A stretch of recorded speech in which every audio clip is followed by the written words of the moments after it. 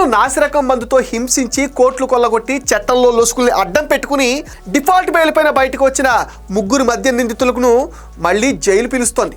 ACB court ఇచ్చిన bail ఉత్తర్వులను high court కొట్టివేయడంతో రిటైర్డ్ ఐఏఎస్ ధనుంజయ రెడ్డి, మాజీ CM Jagan OSD Krishnamohan Reddy, Bharathi cements director Balaji Govindappa ఈ నెల 26లోగా కోర్టులో లొంగిపోవలసి ఉంటుంది. తమపై నిర్దేశిత సమయంలో ఛార్జ్ షీట్లు దాఖలు చేయలేదని ఈ ముగ్గురు కోర్టును ఏమార్చారని హైకోర్టు అభిప్రాయపడింది. ముందు జైలుకి వెళ్ళండి, ఆ తర్వాత బెయిల్ పిటిషన్లు చూద్దామంటూ తేల్చి చెప్పింది. దీంతో సెప్టెంబర్ 7న వచ్చి హనీమూన్ ట్రిప్ ఎంజాయ్ చేస్తున్నట్టుగా సంబరపడిన ఈ ముగ్గురు మద్యం నిందితులు మళ్ళీ జైల్లో చెప్పకూడడానికి సిద్ధం కావాల్సి ఉంటుంది. ఇక నవంబర్ 26 తర్వాత వీరు లొంగిపోతే బెయిల్ ఎప్పుడు వస్తుందన్నది చెప్పడం కష్టమే అంటున్నారు. ఈ కేసులో ఇప్పటి వరకు అరెస్ట్ అయిన వారిలో A4 పెద్దిరెడ్డి మిథున్ రెడ్డికి బెయిల్ లభించింది.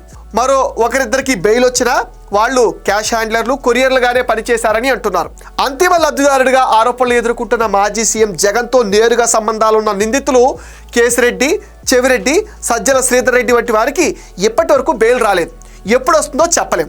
ఈ నేపథ్యంలో తమ సహచరులు మాదిరిగా ధనుంజయ రెడ్డి, కృష్ణమోహన్ రెడ్డి, బాలాజీ గోవిందప్పలు జైల్లో లాంగ్ లైఫ్ గడిపేందుకు సిద్ధం అవ్వాల్సి ఉంటుందని న్యాయవాద వర్గాలు కూడా అభిప్రాయపడుతున్నాయి.